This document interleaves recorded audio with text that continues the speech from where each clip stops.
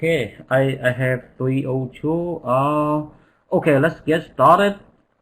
All right. So good afternoon, everyone. This is Chivon. I am I'm part of the CBOR team, and I hope everyone is doing well. And welcome everyone. Today I'll be working with you just to do a small training on the purchasing universe today. So as you may notice, this training we require that you have a CBOR user account already. So we hope that you already familiar with the CBOR already, and I hope for those new CBOR user out there, you already took the training classes that we provided in the last week or this week. Hey, okay. So again, if you don't have a CBOR account, you still can join this training session. But you will not be able to do the exercise. We plan to have a small exercise at the end of the presentation. If you don't have a CBOR account, like I said, you still be able to participate in the presentation. Contact us so we can work with you to set up your an account so you can go back and do the training later. So before we begin, I'd like to welcome you again, and I also want to say that the training materials for this course we posted on the left corner panel. There are two files. The one you are seeing right now is a PowerPoint presentation, and the other file is a PDF file. That is a exercise that I plan to work with you this afternoon. So those materials are available in this session. You can download it and you can work along during this training session. That's okay. So okay, let's get started again. This is a hands-on training. So at the end, like I said, at the end of the presentation, I'd like to work with you on a small, simple exercise in CBOR. This should be helpful for those people that are not familiar with CBOR, and it will give them a chance to create a report in CBOR.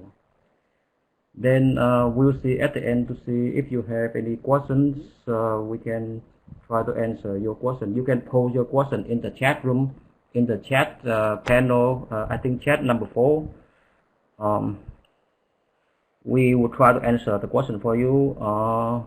If for some reason we don't have the answer for you, we'll take your question and get back to you in the later days. So again, we are doing purchasing universe today. For many FCOs out there, I think this universe is kind of very helpful for you. It should help you to do your job better. At least you can go to this universe and get the procurement and expenses documents out of this universe. It's very helpful. This is one of the popular universe. I'm sorry. We have. Okay, so just so you know, CBOR. Many people, in case you don't know, CBOR stands for Compass Business Objects Reporting. So that's the official name that we use in our office. Okay.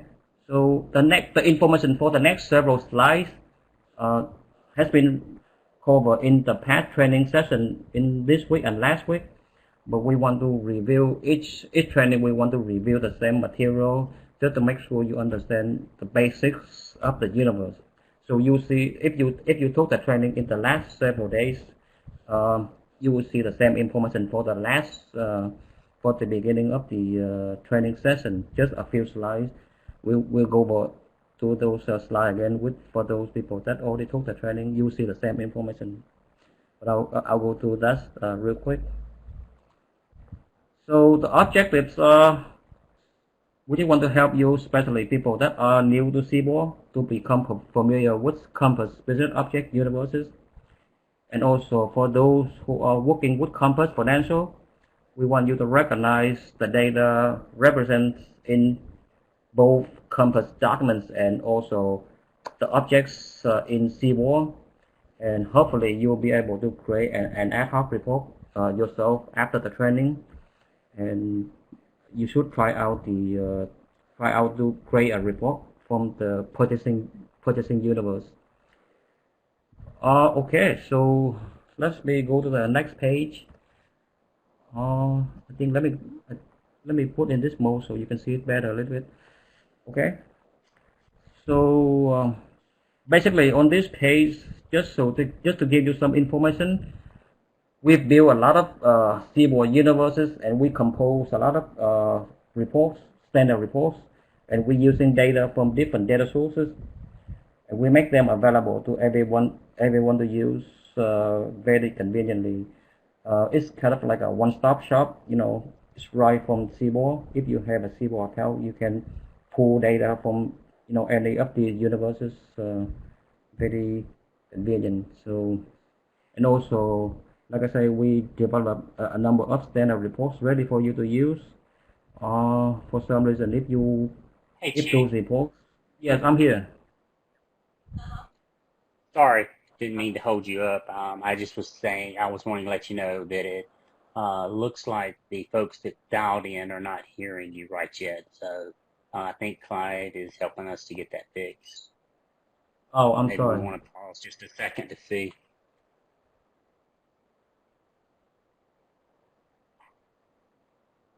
Hello? Hello, I'm here. Can you hear me okay now, everybody? I thought I tested out this morning.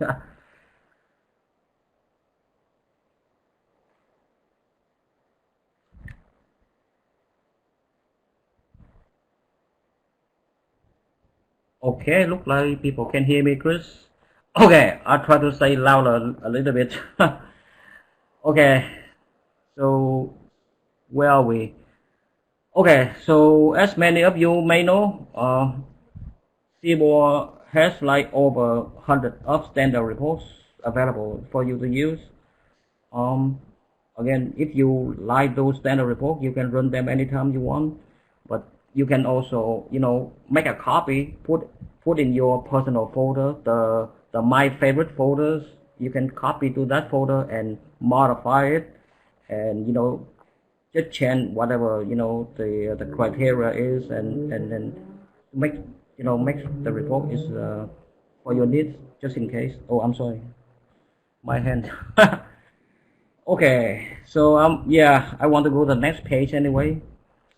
This page, you probably saw this page if you took the training in the last couple of days.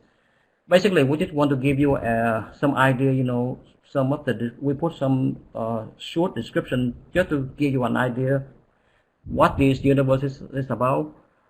And I am sure a lot of you, by looking at these universes, you can tell the universes are using data from Compass Financial.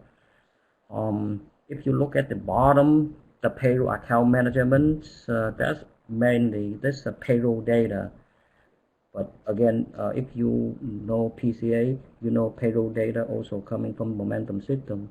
So this page, I think I'm very sure that all the data is coming from Compass Financial. Just to give you some extra information. And the next page, we also have other universes. These universes are using different data source. So CPS is one of them. It's use the contract payment data. The People Plus, using People Plus data, and other space like a small purchase system data, and the working capital fund universe having working capital fund data. From this list, I just want to highlight a couple universe mix. So a lot of you may not be aware, but let me highlight that real quick for you. So the People Plus universe right here, and the payroll account management right here. These two universes are pretty much like a restricted universe. In other words, for you to run the report out of these universes, you need to have an extra access in order for you to run the report.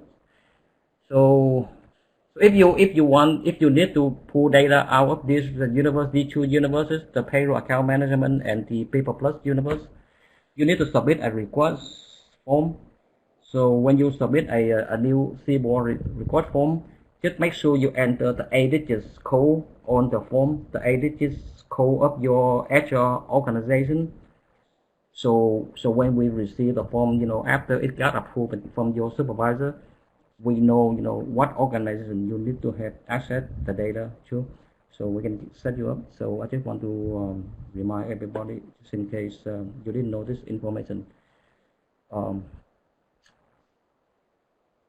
all right. So let me go to the next page. Okay. Again, so this afternoon we try to focus on the purchasing universe. So again, we're going to review, pretty much the basic of the universe in CBOR. What is a universe? So basically, a universe is just simply a layer between the backend database, the data source, and the user, your user. So if you look at the graphic on the machine, on my laptop right here,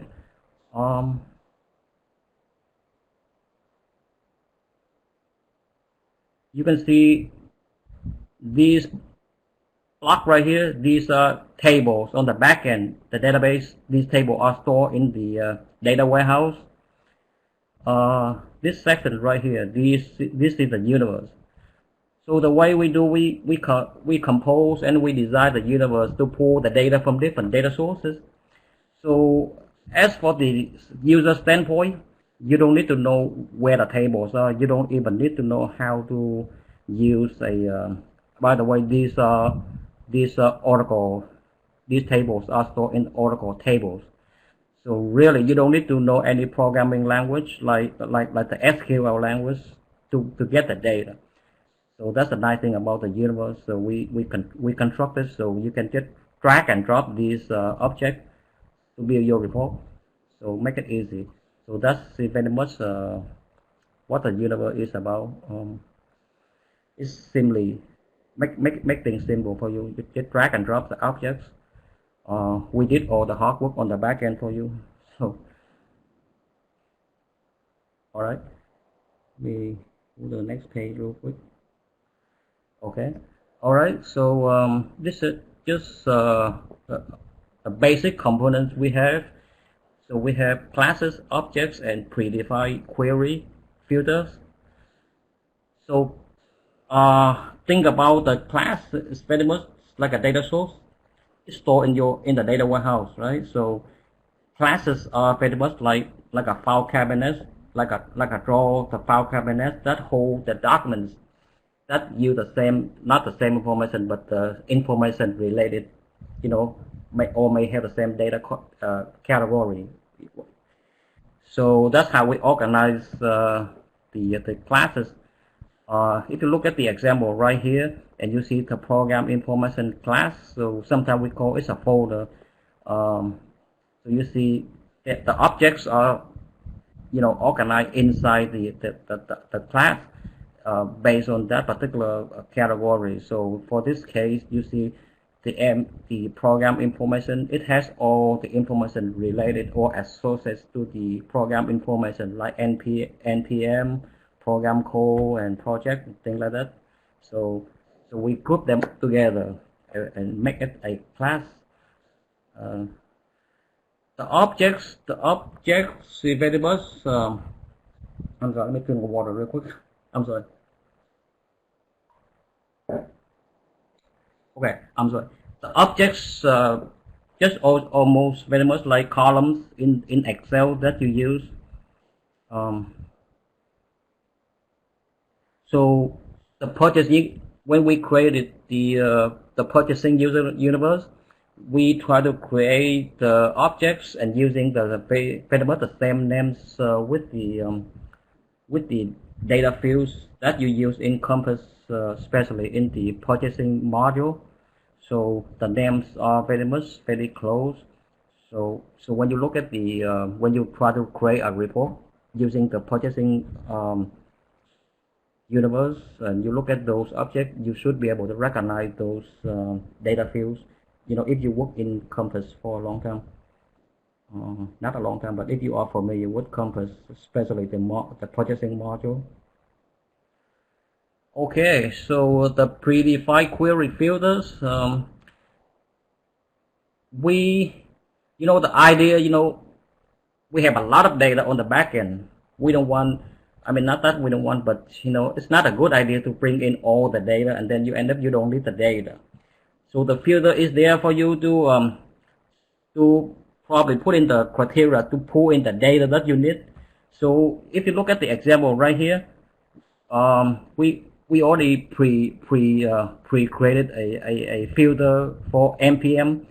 So we want you to probably bring in the data for your organization only.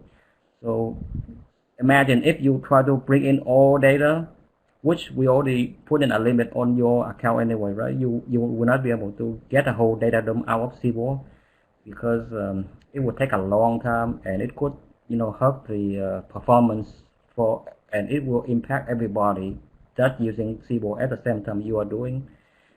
So the filter will be very helpful, to narrow down the data set for you. So that's why we did, some of the universe we created some of the filter we think can be helpful for you. But at the same time, when you create your own report, we recommend that you create your own filter also. So in other words, we want you to bring in the data that you need. We don't want you to bring in a lot of data and then you end up you don't need a lot of data, right? So that's the idea of the filter. So, and normally, the filter, when you use a filter, it normally gives you like a prompt. It comes up with a prompt.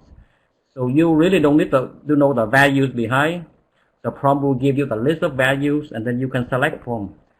So just give, for example, we can toggle back and forth, CBOR and show you, what the value look like when we use the prompt.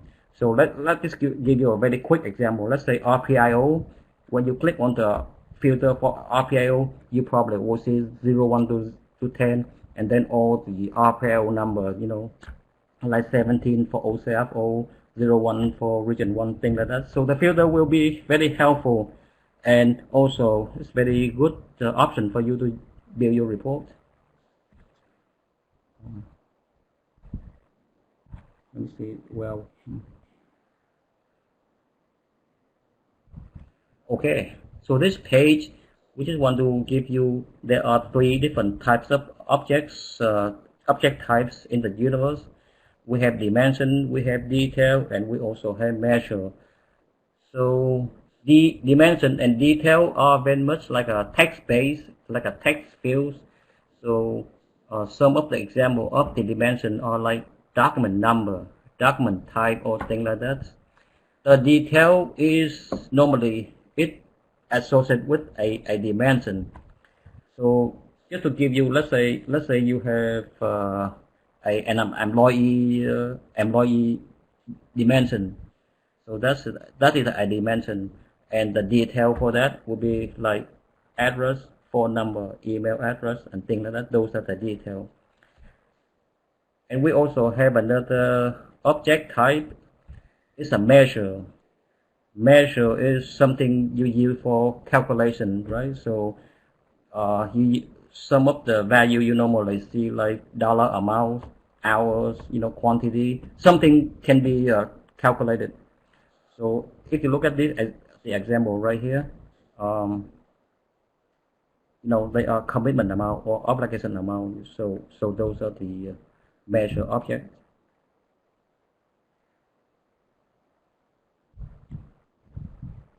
Okay, so now this is the purchasing universe. Again, we build the purchasing universe very much. We model from the purchasing module in Compass. So if you go into the purchasing universe and you see very much all of these main transaction type, like we use a different label. But if you work with Compass, you know. The reservation is very much like a pre-commitment document. like the RF document, if you will, if you work with Compass, you know what I'm talking about. The RF document normally should be in here in this folder. If you pull the transaction out, most of them should be RF. And then we have requests. The requests are very much like your commitment. This folder should have all the commitment information. So the document type for these normally, like the RQ documents or the RE document, if they are created from EAS. So again, if you go into this particular class right here, you should be able to pull the information for the commitment. And like I say, normally you would see document types are RQ and RE mainly. And then the other classes are orders or obligation class and receipt or payments class. The order are obligations. The document type for inside this folder, normally you would see like ME documents, MO, I don't know, BC, there are several times. I don't remember all of them, but when you run a report and you just try out, and you if, like I say, if you are FCO and you work with Compass document, and you should be very familiar with these vocabulary that I mentioned. We will talk more about the detail for each of these classes, but from here I think we're going to see some more information. But I just want to mention real quick, since I'm in this page.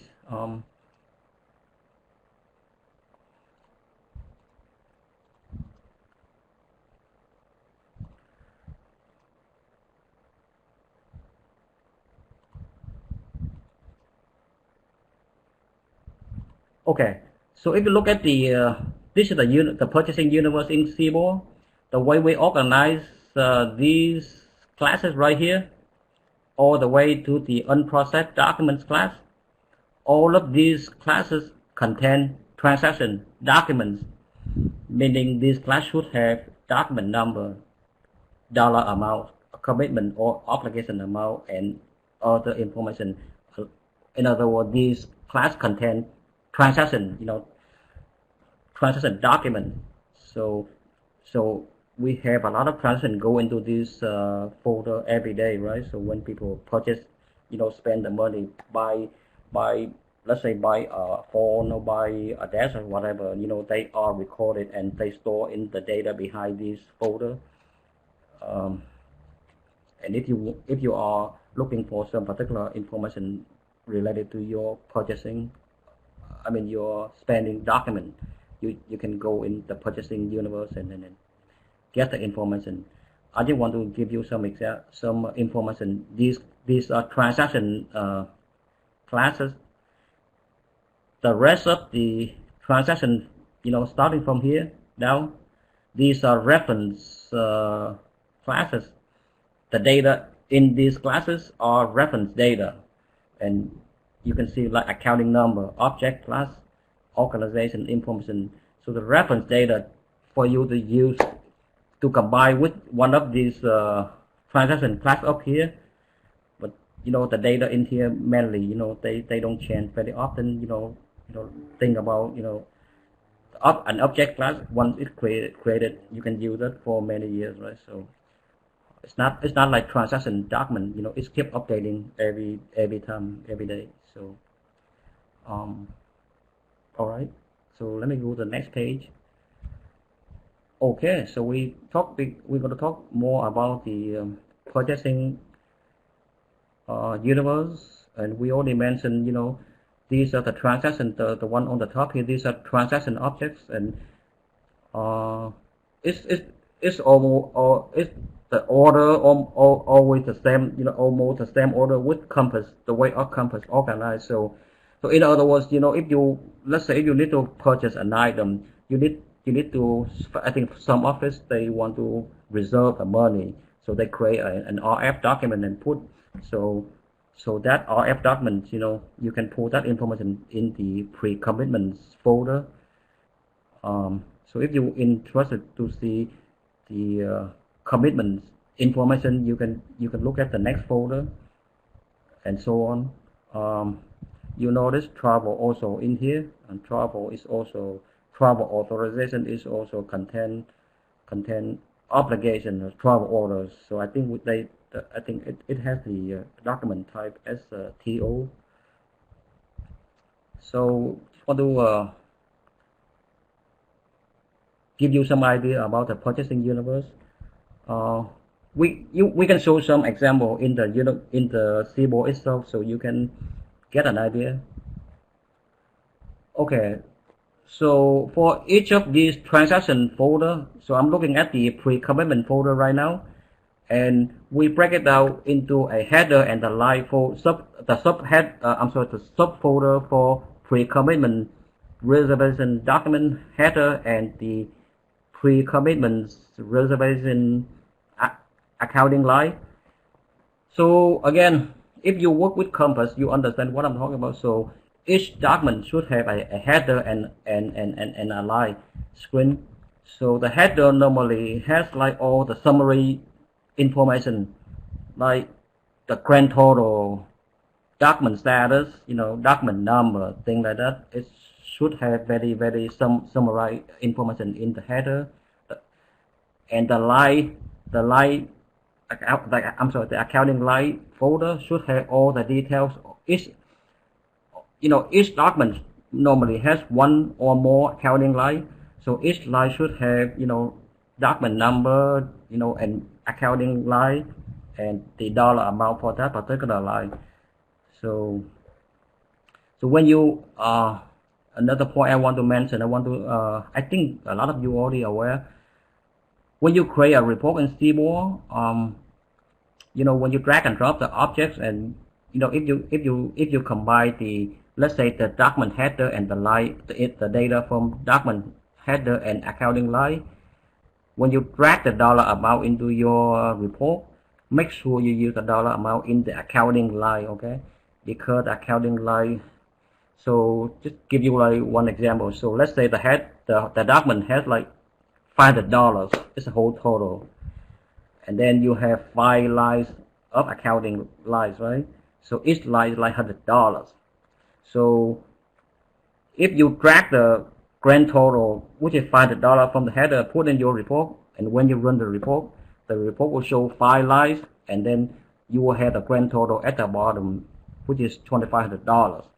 So that's incorrect. So you should select the dollar amount, the pre-commitment amount from the accounting line. Use that amount for your report. So just one note, you may or may not be aware.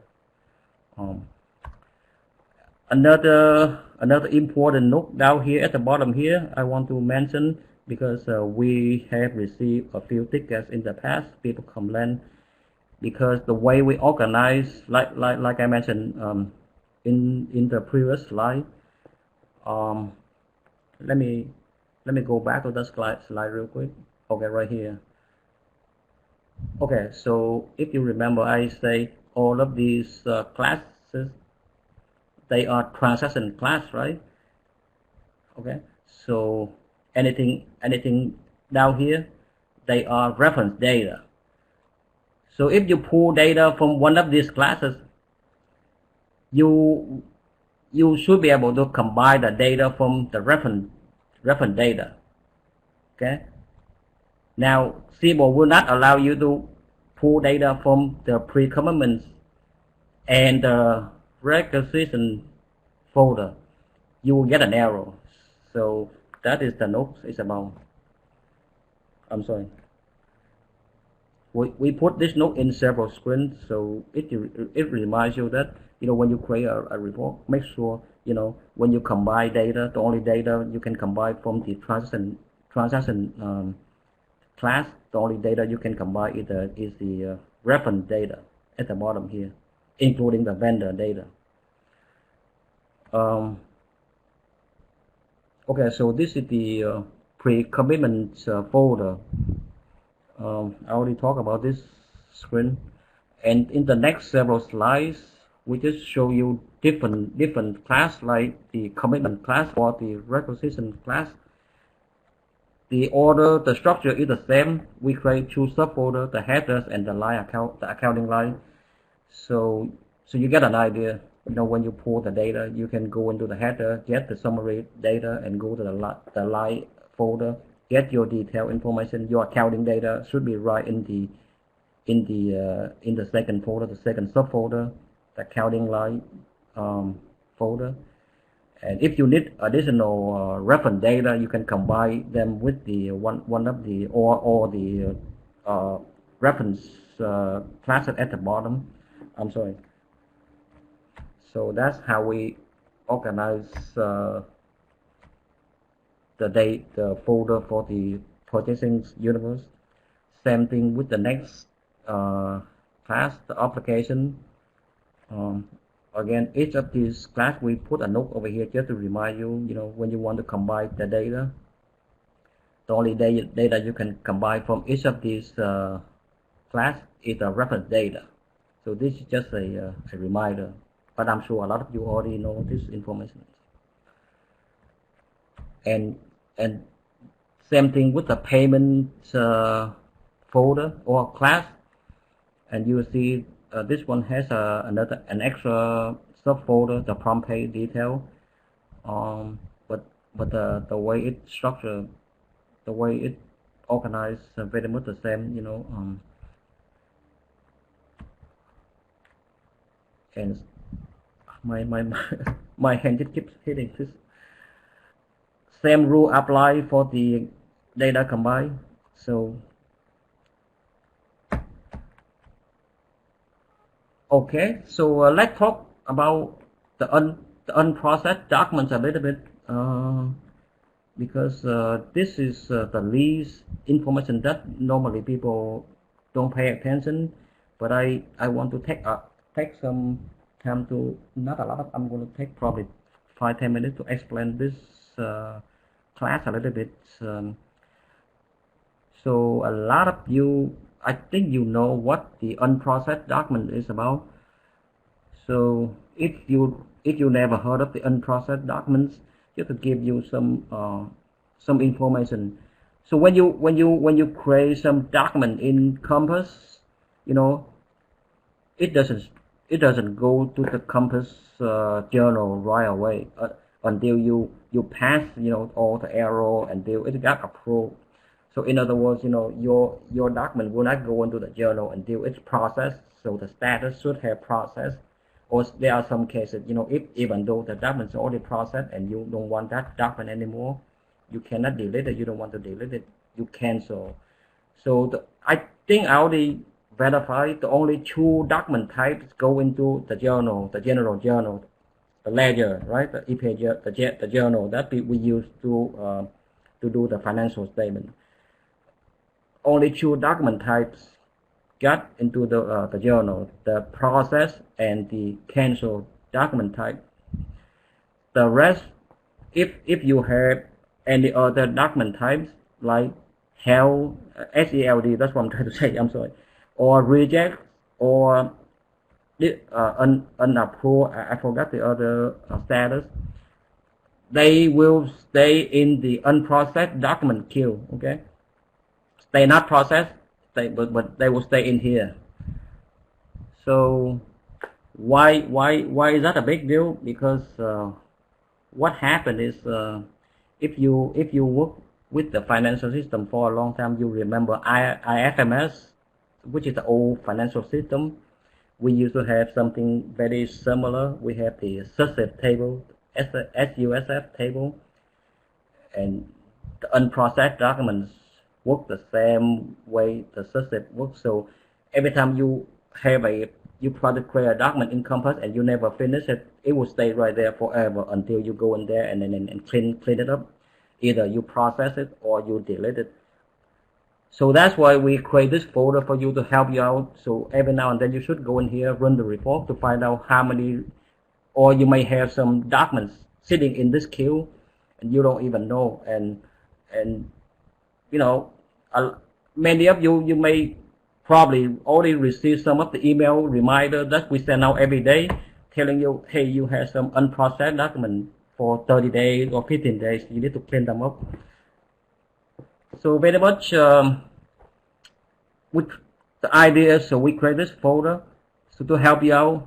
I'm not talking for the Compass side, but I'm just, explain this to you on the CBOR standpoint, because Compass side, they manage the unprocessed documents, right? So I just want to let you know. So I think, like I say, some of you already received the reminders about the unprocessed documents every now and then, and that email is annoying because if you don't touch, if you have an unprocessed document and you don't touch it, you don't delete it, or you will get an email almost like every day.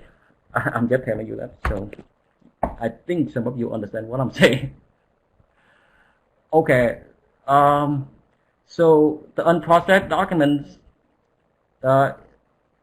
again, this class contains transaction document. So the only data you can combine is the reference data at the bottom. So we have the same rule apply. Okay. All right. Let me go to the next page. Okay, this is the accounting dimension. So this is very much the reference data. So if you are familiar with the accounting string you use for your document, so basically these folders contain like fund codes, object class, program code, site project, project site, all of these accounting reference data in these folders. I mean, we can go to CBOR and expand, some of these folders, and you will see what I'm saying. And like I say, if you are Compass user and if you are working with Compass spending document, like especially EAS documents like RE, RQ, you should be very familiar with these vocabulary in these folders. So we organize them. We pull the data from the reference table from Compass.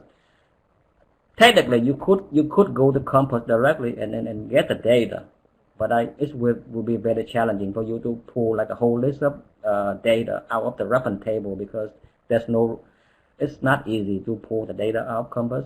So these folders are very convenient if you, for some reason, if you want to see, hey, I want to see all the fund code in Compass, you can go here, run a report, and it will send you a list of fund codes. And not just fund code, but fund code and the fund name associated with it. So you get an idea. So again, like I say, CBOR is like a one-stop shop, right? You can go here, you can get the information right from your fingertips.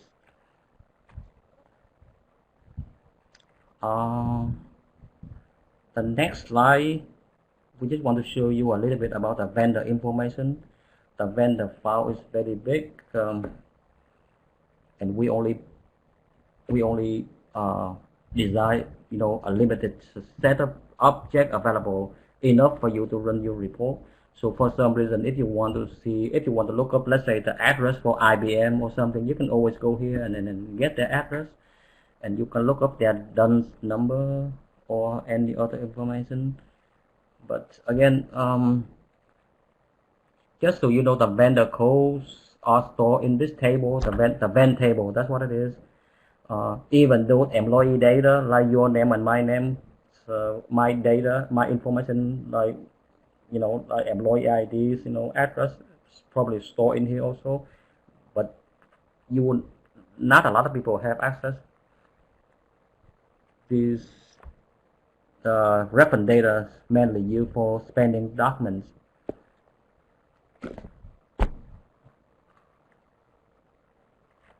If you notice in this slide right here, it says the travel related. So when you say when we create a travel document like TA, let's say if you go travel, you create a TA from Concur, right? So actually on the back end, the Concur, use some of this data from the vendor table. So that's why your let's say if I go on travel, I create a travel document. It's my address and everything, in Concur, right? So. And the finance center is not only office. We have several finance centers. They are the ones that manage the vendor table. That's just an extra information for you. Okay, so this slide will show you the standard report that we have available in CBOR right now. These standard report we created for a long time. You can use them. Now we organize them and we store them in different locations. These are the locations. If you want to look for one of these reports, you have to go to this location specifically to search to use these reports. These are reports. These are standard reports. These are standard reports. So for some reason, if you like one of these reports, or if you need to use one of these reports, you can always, like I mentioned earlier, you can take one of these reports and copy into your personal folder and modify it, change some parameters, and then test it out to see if that's what you need. And then you can save into your library, so you can use that from time to time. Or sometimes you know in CBOR you can schedule a report and let it run and let it mail to someone in your office. So let's say if you want to send a report to your boss, you can schedule it and then have it automatically sent to your boss, your supervisor, every Monday. It will send. You can select either Excel or PDF, and that's pretty cool if you haven't used that option.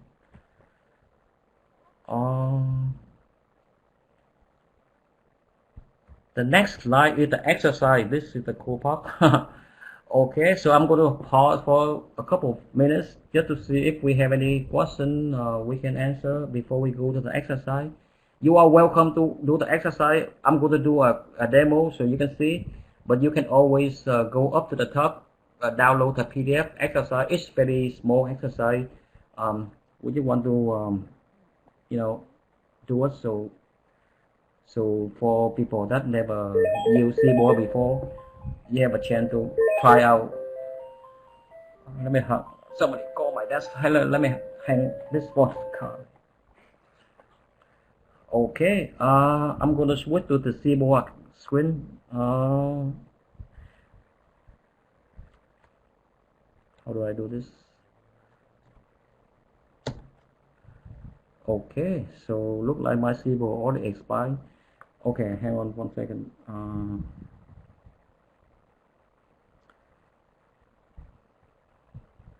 Let me bring up the exercise real quick. I don't have it with me right here, but where is it? And I'm looking for my exercise right here to bring up so I can do the exercise. Chris and Vinny, if you want to add anything to my training, feel free to chime in. Chris, Vinny, Punita, Valerie, Tim Doss. One thing I forgot to mention, I have a CBOR team in this training session. I'm sorry, I forgot to introduce to everybody. We have Tim Doss, Valerie Love, Chris Tilly, Punita Kanan, and Vinny Comenini. They are very good CBOR team. I'm very grateful to work with them for a number of years. So they are here to assist you. If you have any question, post them into the chat right here, and they can help you out. Give me 1 second. Okay, I got it now. Okay, so let me show you how.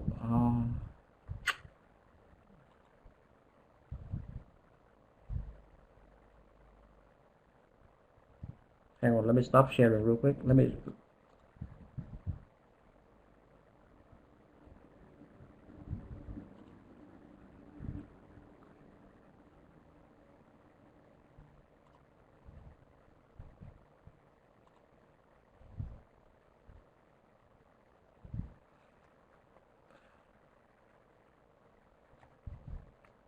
Okay, so Chris, can you still see my screen, Chris? I don't see the Adobe Connect, but I want to make sure you still be able to see my screen. I'm seeing your internet window that you browse to the development server, or you're actually on the production server. Yeah. Okay, so let me go to the intranet. I want to show people in case they don't know how to get to. I'm sorry, there may be some new user in here. They may not know how to get to CBOR. I just want to show everybody. Okay, so to use CBOR, first of all, again, you need to have a CBOR account, even though you don't need to log in with your ID and password because it uses a single sign-on. But you need to have the account in order to use CBOR. So from the intranet, the easy way to do, just go to financial and then go to the business object report link right here, open it, and you will see the landing page, see the SharePoint page right here. There are 3 different business objects environment. The CBOR one is the one used by owned by OCFO, managed by OCFO.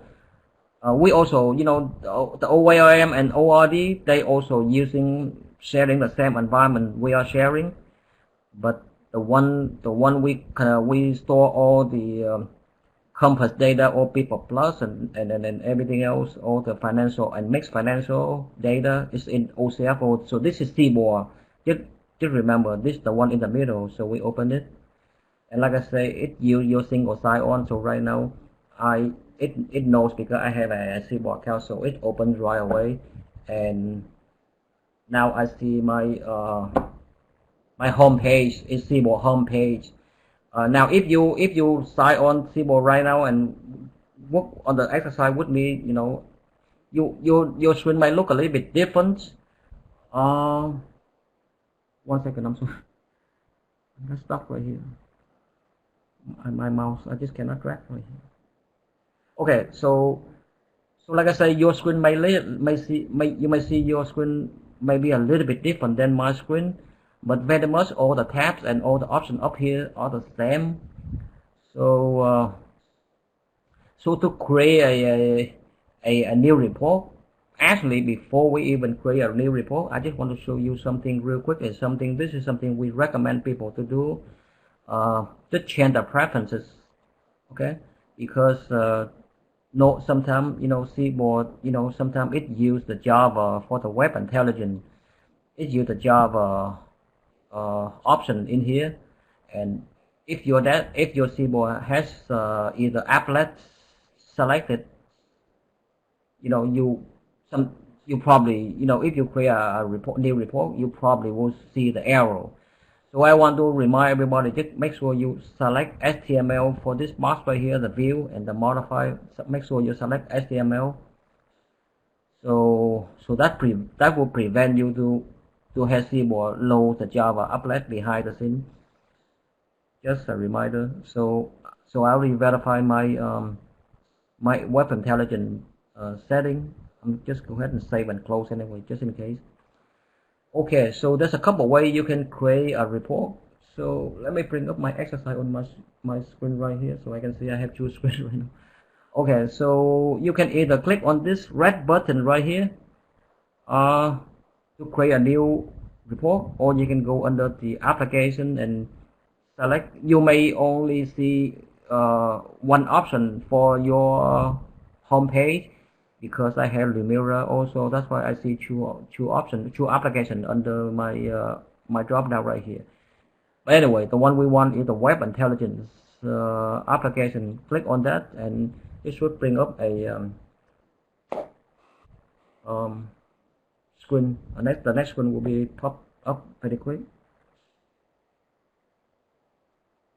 Okay, you'll probably see like a blank screen, but actually there are some options up here. In order for you to create a report, click on this icon right here. Click on it, and then it should open another window, and these are the data sources that are available to create a report for your business object report. But in case you don't know, CBOR only use data from the universe. So the only option you want to do is click on the universe and select the OK button. So you want to scroll down slowly and until you find the purchasing UNX. Now, anytime you create a new report in CBOR, for any universe from this list, doesn't matter. Right now I'm using the purchasing, but make sure you select the one with the .unx extension. That is the latest format, universe format we have. You don't want to use the older version like the one above. This is the older version. We don't want to delete this either, because right now a lot of people still having old reports, still using this older format, and we are in the process of helping them to migrate into the UNX format. So for those people that still waiting, just be patient. We are working on the automated option to migrate your reports over to UNX. So I just want to give you some information. So make sure you select any, if you want to create a new report, make sure you select the ones with the .unx extension. So I'm going to select purchasing.unx, and I select the OK button.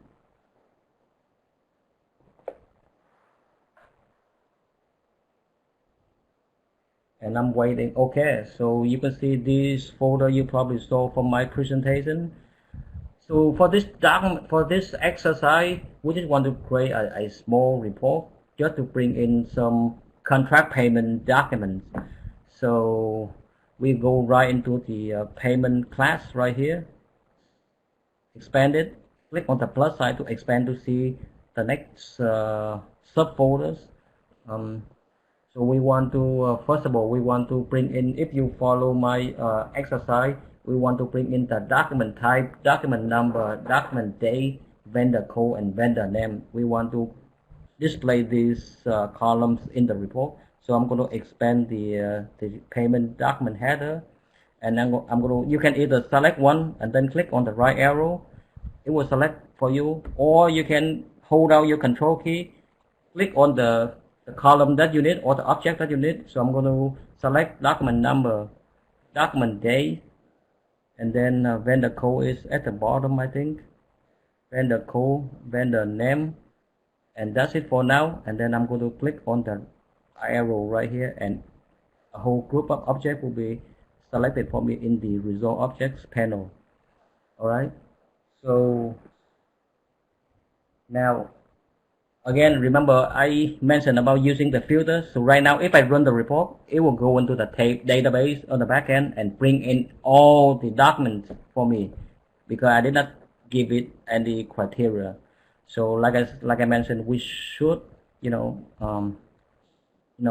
narrow down your query to bring in the data that we need. So for this particular exercise, we want to look for the contract payment. So we just either you can drag this down here into your query, or you can select this the object on the left hand side and then click on this arrow, and then it will select for you in the query panel. And we want the type equal to CP. That's the contract payment document type. So so now if you run the report, it will bring in all the documents with the CP document type for you. But I want to narrow down a little bit, because I don't want to bring in so many records, right? So we want to also filter by the document date. So like I said, I can drag this and put it in here. And in here, I want to bring in any data. Now you can either click on the calendar here, or I just type it in, it's quicker for me. Just type 01 2019. So I want to bring in all the data for this fiscal year, basically for fiscal year 2020. Okay, so let me go to the next step. So okay, so this is very much I want this information from the header folder. These are very summarized data. So I'm going to close this so I can easy to see the accounting line information. I'm going to expand it. So the next data I want to bring in is the, I want to look at my screen to see what do we want to see. Okay, I want to bring in the DCN, the line number, and the stay up line. So DCN, line number, and stay up line right here. So as I mentioned, you hold out the control and select any column that you want to bring in. and then let go of the control and hit the right arrow right here. It will select the column for you to display on your report. Okay, so far we only bring in some data. Now we are going to I'm going to navigate it to the payment accounting line, and then I'm going to go to I want to see some reference. These reference are not reference data. Okay, this is reference transaction document reference basically. So we want to see what kind of document as related to this particular doc type. So I'm going to select reference doc type and reference document number.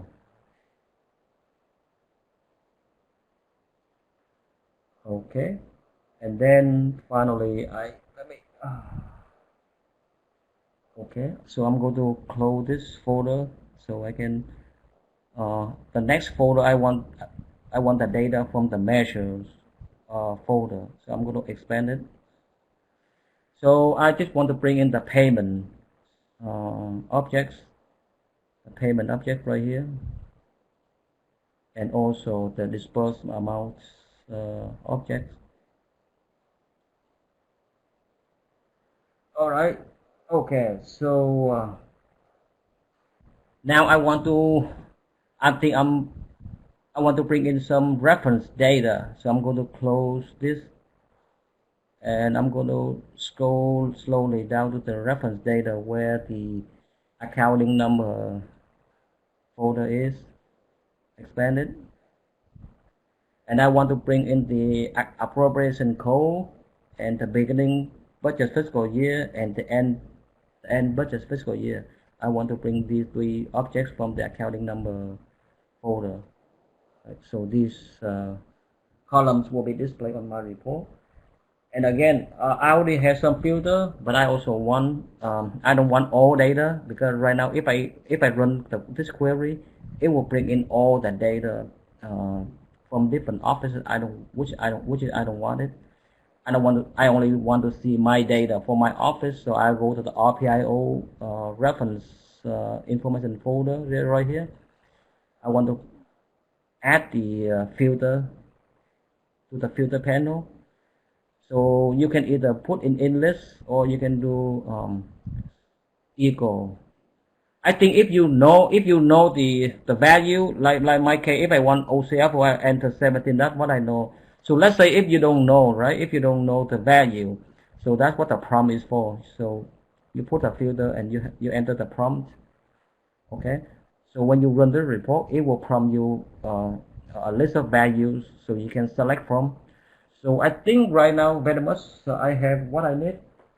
I'm going to run the query right now to see how it works. So I'm going to click on run query, and you see right here, I in my filter I have RPIO code. So this is all the RPIO available. Look for the one for your office or the one you are interested to get the data from. For my case, I want 17, which is the OCFO office. It's hard to see the name, but if you slide over, you can see the name.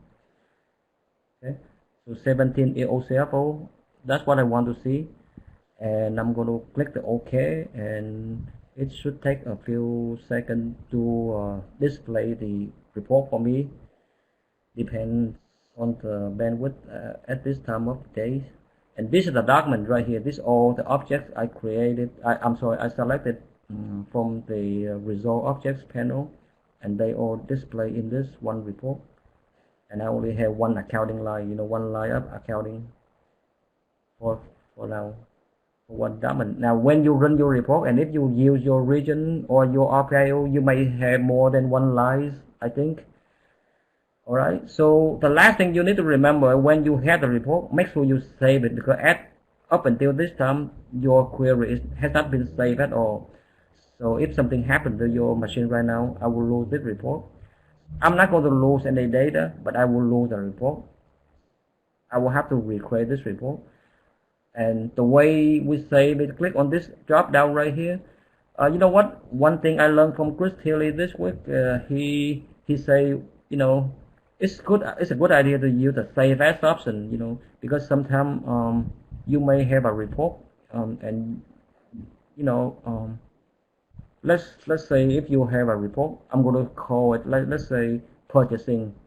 I only have a report called purchasing. If I click save, it will override the report that I want to keep. So do a save as will be safer.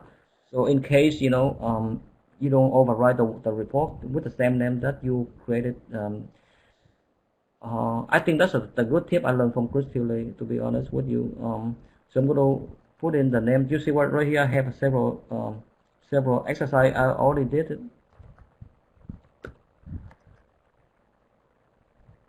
So I just make up a name, doesn't matter, and then I'm going to save it. Okay. So later on, now this report is in my library. So if I close this right here,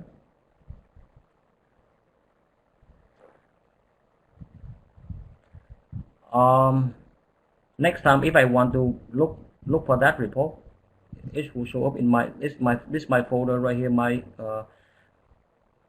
my local folder right here, and you see the report I just saved right here. I can come back. I don't have to you know recreate the report. I can click on this and it will refresh the report and get the latest information for my data for my report. Okay, I hope you can follow the exercise and do the exercise. I think this is what I have for this training. I don't know. I don't think we have anything else. If you have any question or if you have any issue, you can always contact the help desk.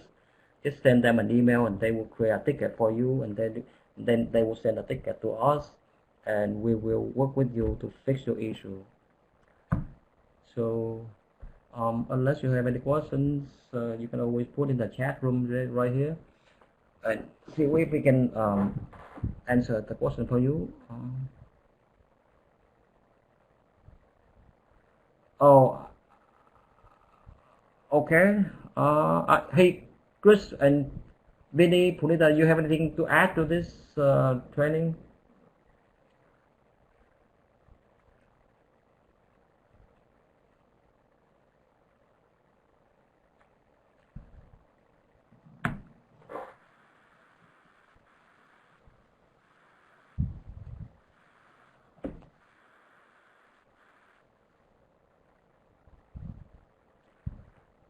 Okay, I think we have a few minutes. So let me show you another option. Some people probably may be interested. So let's say this is the report I just created. Right now, I only have one line of counting data, one line of data. So let's say if you have a list of report like 20 lines, 100 lines, right? So you see more data on this page. And if you want to, some people like to, take the data, put in Excel and use it. You can always go here, right here, this icon right here, click export, and then you can select Excel format right here, and you can get the report or the data. Either option should do, and all of these should be keep it as default and click the OK, and you should have a report in Excel. Yeah, give it a name. So I use the same name. Make sure you remember the location where you save the report, so you can go back and retrieve it from the folder. So let's say one of the options is we use a lot. If you are for a lot of FCO, I think they like to bring data into Excel and do some analysis.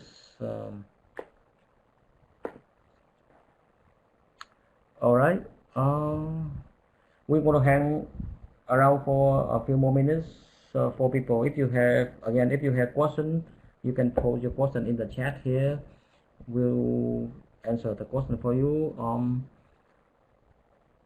Like I say, we're going to hang hang around for another 5-10 minutes, and then we will close this session for today. Thank you everybody for coming to the training. I hope you enjoy it.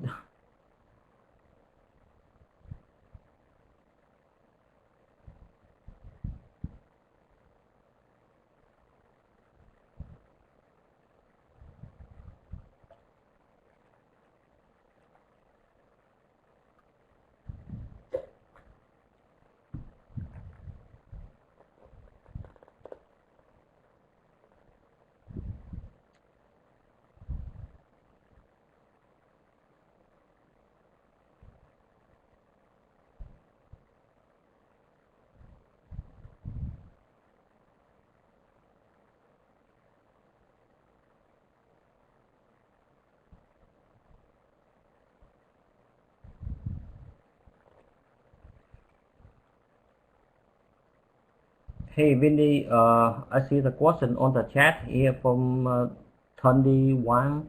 Do you want to grab the microphone and give him the answer, Vinny?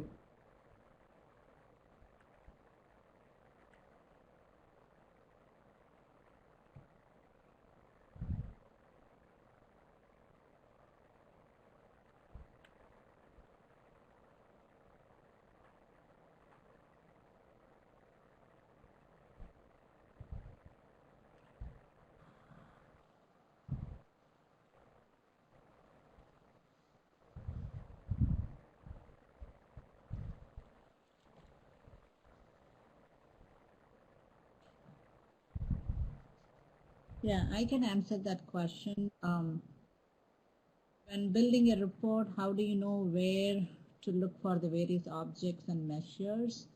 One small tip that when you are in the query panel, Chi, can you go back to the query panel? And you click on the design on the top right corner. Design, yeah. And then go to data access. Click on the data access tab in the top. It's loading, yeah.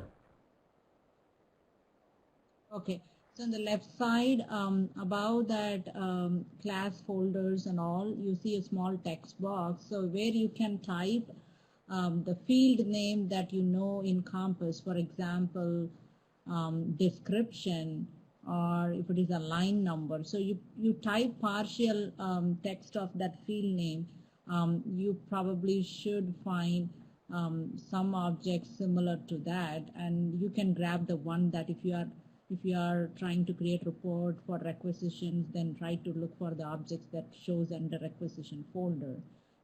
So that's one tip. So, or some of the objects we try to sort it in an alphabetical order. So if you know the field name, we already try to map all the object names similar to the Compass field name. Maybe we might have missed it some places, but yeah, that's the way to look for.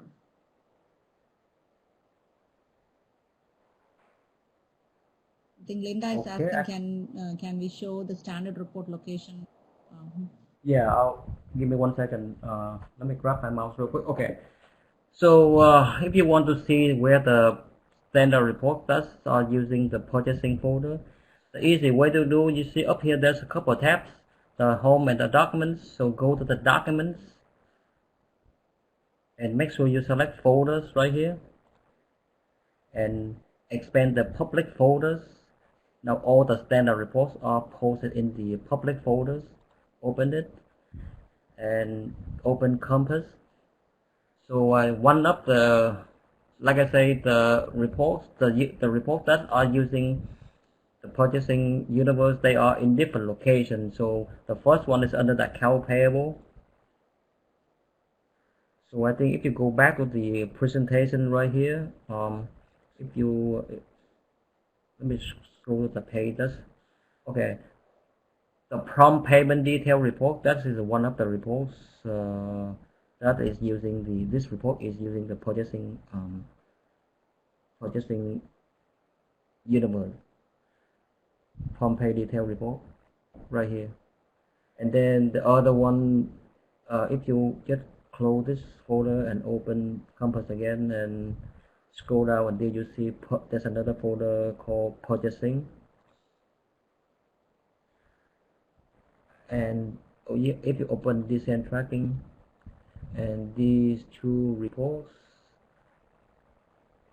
no, these reports are not using purchasing revenue. I'm sorry. Okay, I have to click on the purchasing folder right here. A couple reports that are using purchasing universe are the credit invoice and the daily contract reject report. So if you take this uh, PowerPoint and I'm sorry, these are the folder that I just showed you, and the one under the bullets under, they are the actual reports name. So we have 4 folders with purchasing reports that using purchasing universe. So we have purchasing, and then we have another one called executive resources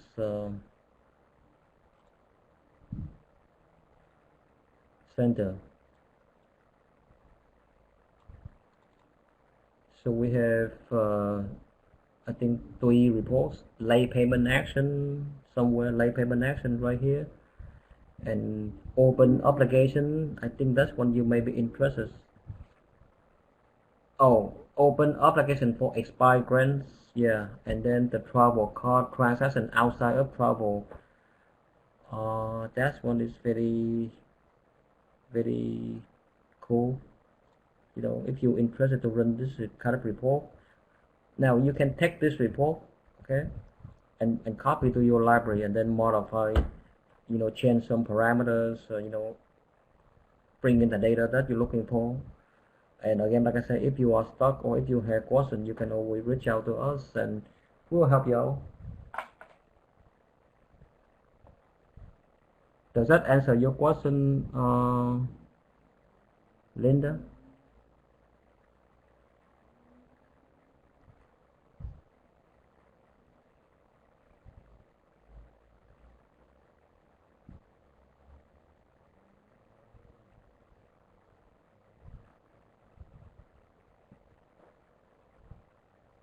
Thank you.